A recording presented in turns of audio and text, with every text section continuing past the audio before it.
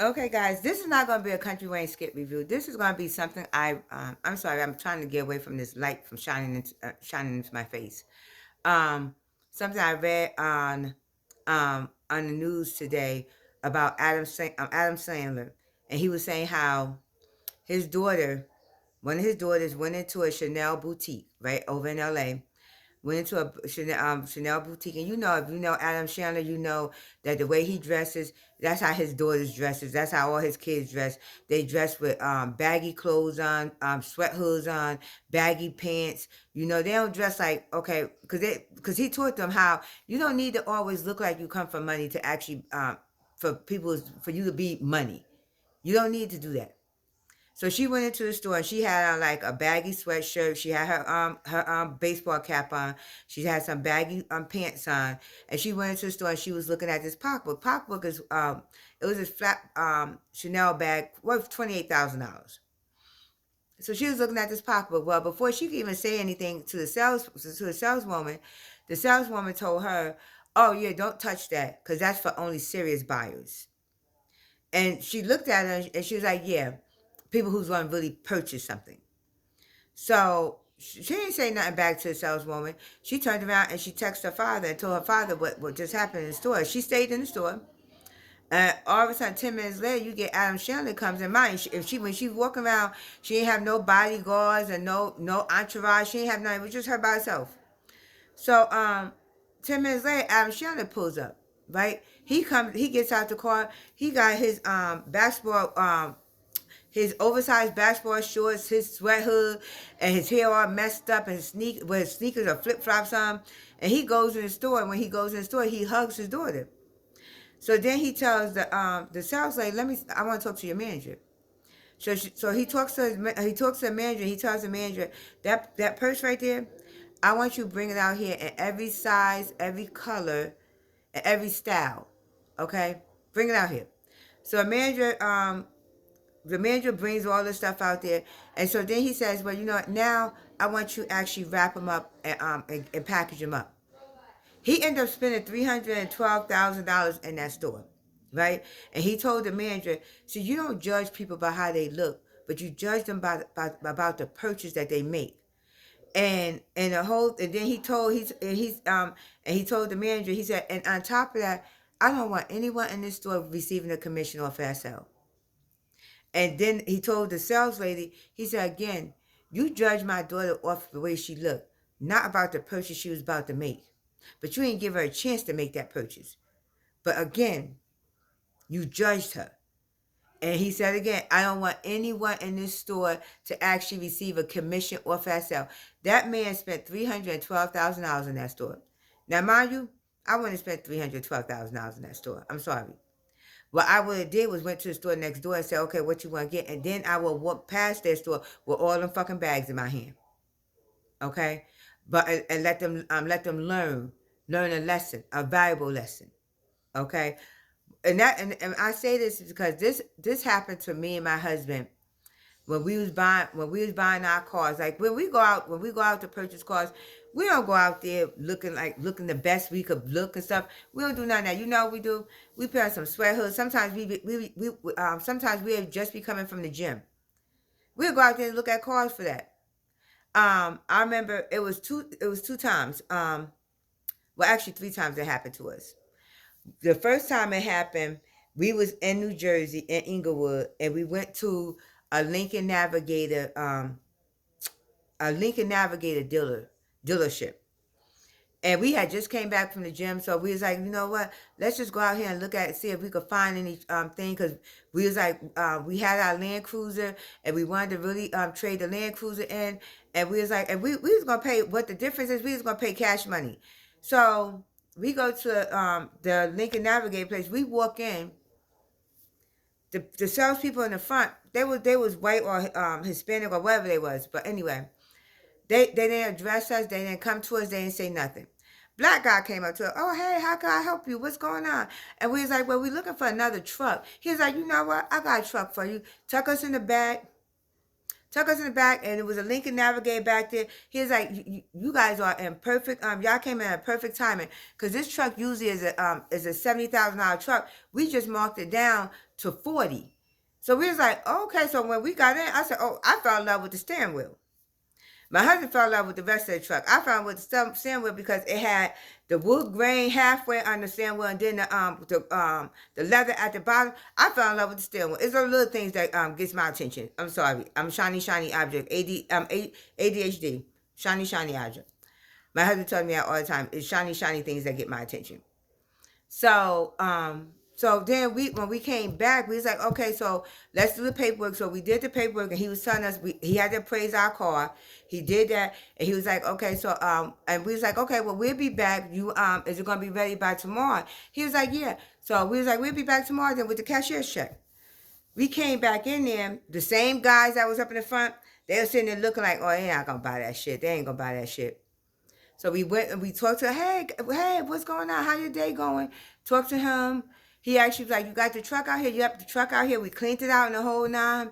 He was like, okay, perfect. He was like, you got the cashier check? Gave you a cashier check for the whole amount. And they sitting there. So then when he did the paperwork, and he was like, okay, well, let me get everything for you, get you your title and everything else like that. And we was like, now what about the registration? Because you know there's a sales tax on that registration. And I said, so the guy was like, oh no, what we could do is I could work with my finance guy to make sure that even though you it's like you're paying it, but we're gonna give you a credit on something else that is gonna be even wash. No problem, we got you. He did that for us, no problem. And so when we walked out, when we drove out there with that car, them other salespeople was looking like, what the fuck? I ain't know they. It's because you can't judge people. You cannot judge people. That's the same thing that happened when we was in Lithia Springs at the CarMax in Lithia Springs. We walked up in there because every time we buy a car, we buy two. It's always one for him and one for me. We always buy two. We went to CarMax. I had already ordered the two cars I wanted. And they was there. So when I got in, I wanted to just test drive them. So I was coming in to test drive them.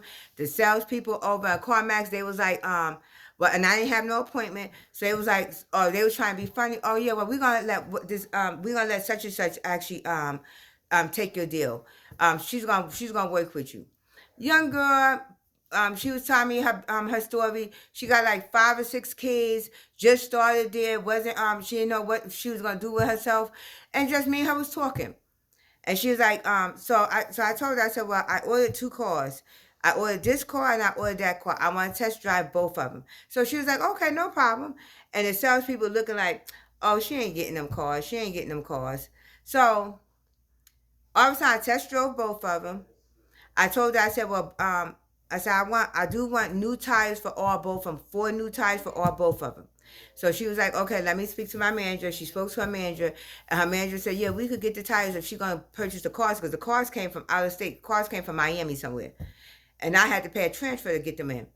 So she was like, yeah, my manager said we could get all 4 new tires for you. I said, perfect, no problem. Let me know when the tires is done. Let me know when the cars is ready. I'll come over here and pick them up. When it was time when she called me, she was like, okay, Tasha, your cars is ready. Be there in a few minutes. Now, I'm going to have to take 1 car at a time because one of the cars is for my husband. So she was like, okay, that's not a problem. So what I could do is I could follow you with another car.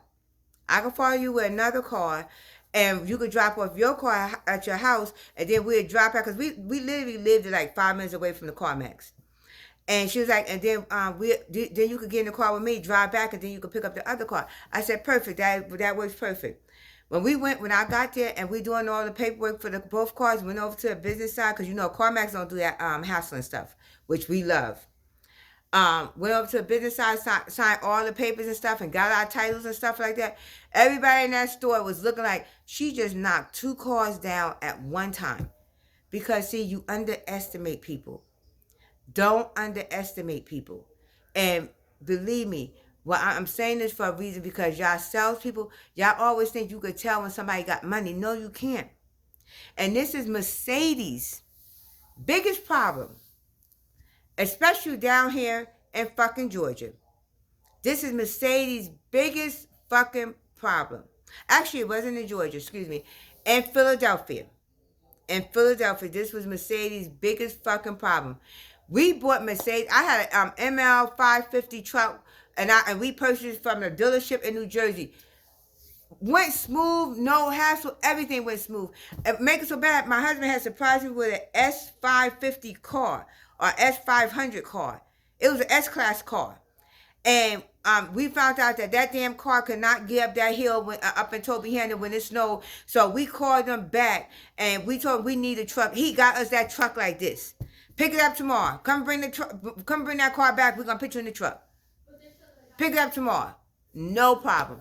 That's how Jersey is. That's how every time. That's exactly how Jersey is. Okay.